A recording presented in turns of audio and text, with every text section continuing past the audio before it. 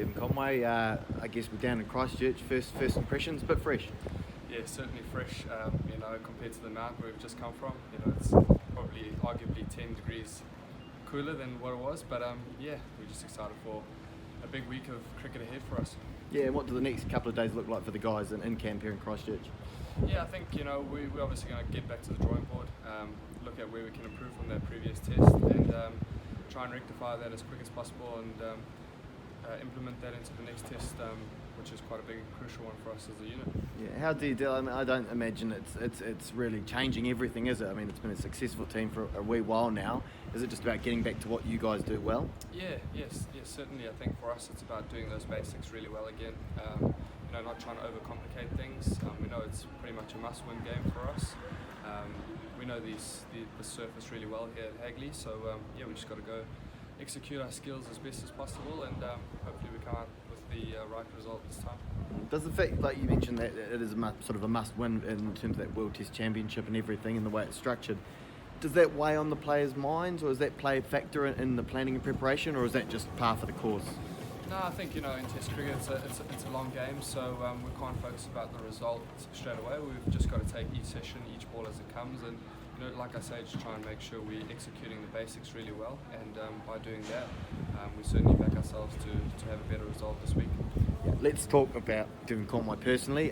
Runs in the first test, fantastic, but we get down to Christchurch, Hagley. Now you played here, obviously domestically, but your first test match at Hagley. How does that feel? Yeah, very exciting time for me. I haven't played a test match at Hagley. Spoken to a couple of guys who've played quite a number of tests here, and they say it's a really great venue to play at. So I'm looking forward to it. What's gone is gone. So we've just got to look to continue improving and hopefully make a nice contribution in this test in Hagley over the next week. And the surface itself at Hagley, I mean, you haven't seen it yet, but traditionally there are runs in it if you can get in. How does it excite you to sort of look as a batter in particular? Yeah, I think one thing I do know about Hagley is what the boys have said in the past is that it's quite a green surface. It can offer a bit of assistance for the bowlers, but in saying that, I have played here domestically and it has been green in the past, but as you say, if you get yourself in, give yourself a good chance, you certainly can cash in as a batter. So just got to get through that tough period in the beginning and then try and capitalise as you get on throughout your innings. And Dev, one of your middle order buddies, Ross Taylor, this is his last test match. Felt like it was the last one, but this is the last one, the final hurrah. What does that mean to play in such a historic moment for Ross? What's the team looking to do for him in particular? And a word on Ross. Yeah, I think as a team we certainly want to change things around from the first test to try and send him off in a nice positive way.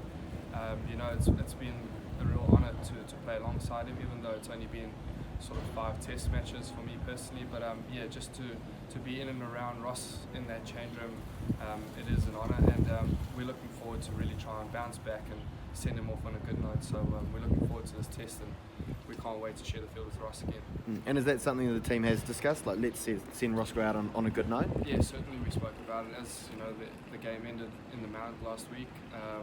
But we said we need to try and bounce back and send him off on a positive note and try and remind him as to what he's done throughout Test cricket and try and send him off on that note. So we're looking forward to bouncing back as a unit and certainly sending Ross off on a positive note.